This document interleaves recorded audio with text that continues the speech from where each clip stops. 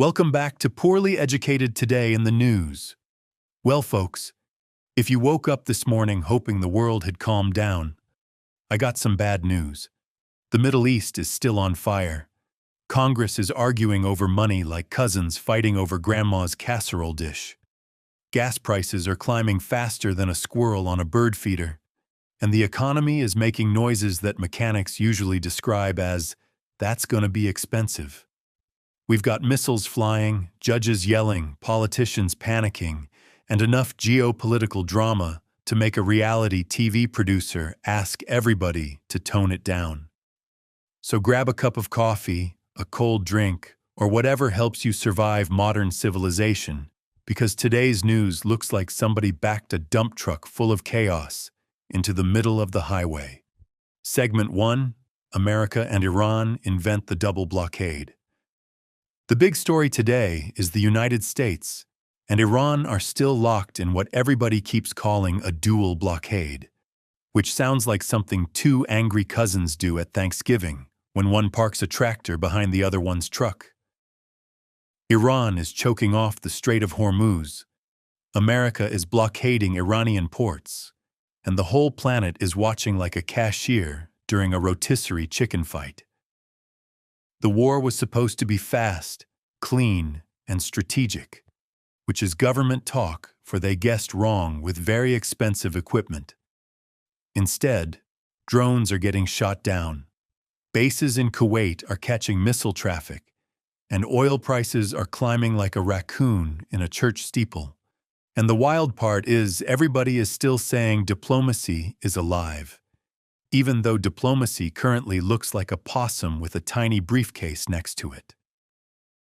The U.S. hit Iranian radar sites and drone stations after an American MQ-1 got shot down. Then Iran fired back at the airbase it says launched the attack, and Kuwait had to swat missiles out of the sky like mosquitoes at a fish fry. That is not a peace process. That is two guys arguing through leaf blowers. The grounded point here is simple. When one narrow waterway carries a huge chunk of the world's oil and gas, turning it into a military slap fight means everybody pays, even folks whose biggest global decision was buying generic ketchup. So buckle up, because when oil gets nervous, groceries start acting like they went to private school. Segment 2: Gas prices put a boot on the economy.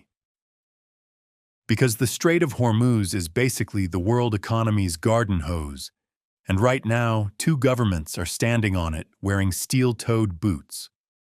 Oil jumped again after the latest strikes. Gas is pushing toward prices that make people stare at the pump, like it read their diary, doing parking lot math like community college algebra. It is not just gasoline either, because energy gets baked into everything. Food, fertilizer, shipping, plastic, heating, cooling, and every long commuter's emotional stability. When diesel goes up, the price of cornflakes starts wearing a tuxedo. And here is my little tangent. Every politician who says inflation is complicated should have to explain it while filling up a 1998 pickup with a debit card that already has trust issues. Because regular people do not experience global commodity disruptions as a chart. They experience it as standing in aisle 5 wondering why eggs cost like they were laid by a bird with a finance degree. The central banks are nervous, mortgage rates are high, and everybody hoping for cheaper borrowing just got told to sit down and chew on an interest rate sandwich. Meanwhile, Iran's own people are getting crushed by sanctions, infrastructure damage, and inflation that makes normal life feel like a carnival game rigged by a loan shark. So the economy is hacking up smoke, and Washington's solution appears to be arguing over money while the house is on fire. Segment 3: Congress finds a way to make a crisis dumber. Back home, the Senate is stuck on a giant Department of Homeland Security funding bill, because apparently war, oil shocks, and federal operations were not chaotic enough. So somebody threw a bag of raccoons into the budget process. The bill was supposed to fund DHS, ICE, and border enforcement, which you would think is exactly the kind of thing the administration would want passed clean and fast. But attached to it is this billion-dollar-plus anti-weaponization fund, along with other White House goodies, and now the whole thing smells like a bait shop dumpster behind a courthouse. Even Republican senators are looking at it like, hold on now, I may be loyal, but I did not sign up to guard the mystery gravy. The fund comes out of a settlement tied to President Donald Trump's lawsuit over leaked tax records, and the part that has everybody hollering is the executive branch would control who gets paid, how much, and with barely any daylight. That is not a normal restitution program. That is a political piñata full of taxpayer money, and nobody knows who gets the bat except the people already wearing blindfolds. My aside here is that if a county treasurer tried this at a volunteer fire department pancake breakfast, 3 retirees named Carol would have him in handcuffs before the syrup cooled. The grounded problem is separation of powers.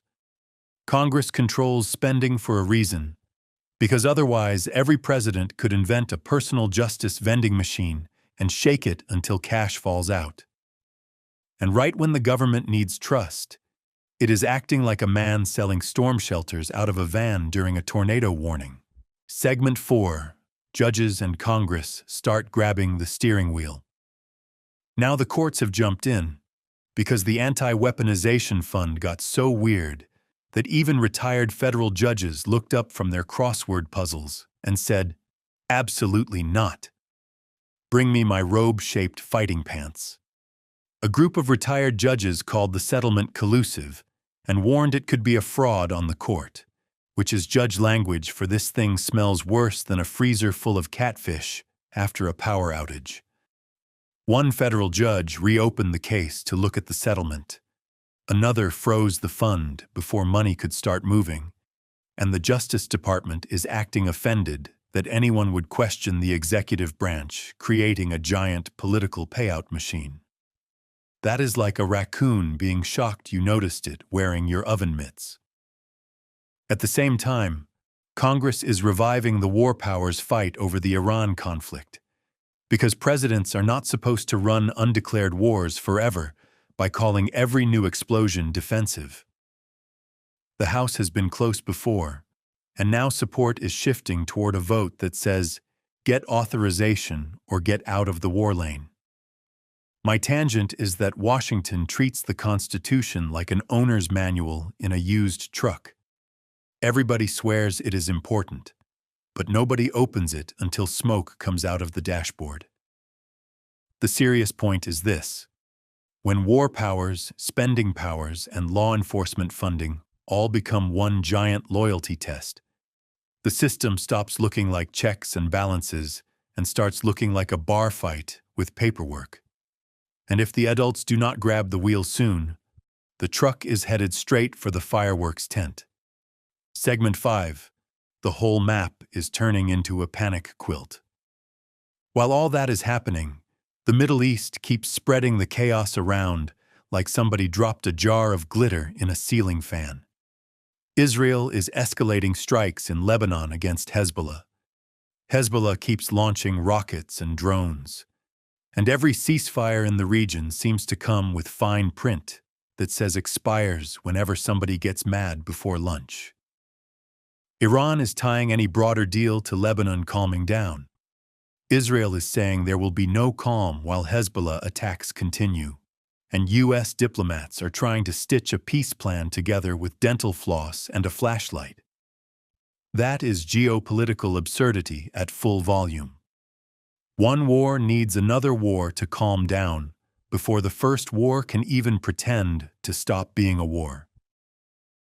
And then there is the cultural part of it, because people are watching this unfold while trying to pay rent, buy groceries, and figure out whether the next headline is going to raise their gas bill or just their blood pressure.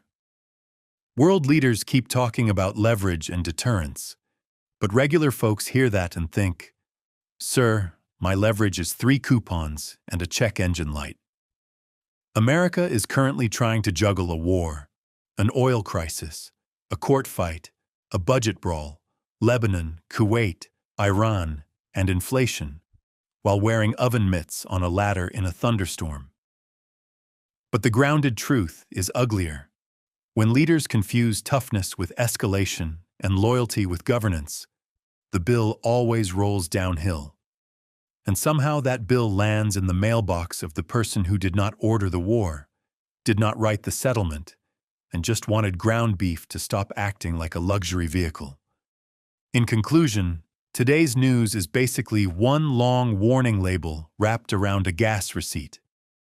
Abroad, the war with Iran is turning trade routes into choke points and choke points into price hikes. At home, Washington is fighting over who gets to spend money, who gets to wage war, and who gets to call it legal after the fact. The whole thing feels like a county fair ride assembled by 3 lobbyists, 2 generals, and a guy who thinks instructions are communist. So keep your eyes open, your tank half full if you can afford it, and your nonsense detector louder than a rooster with a microphone.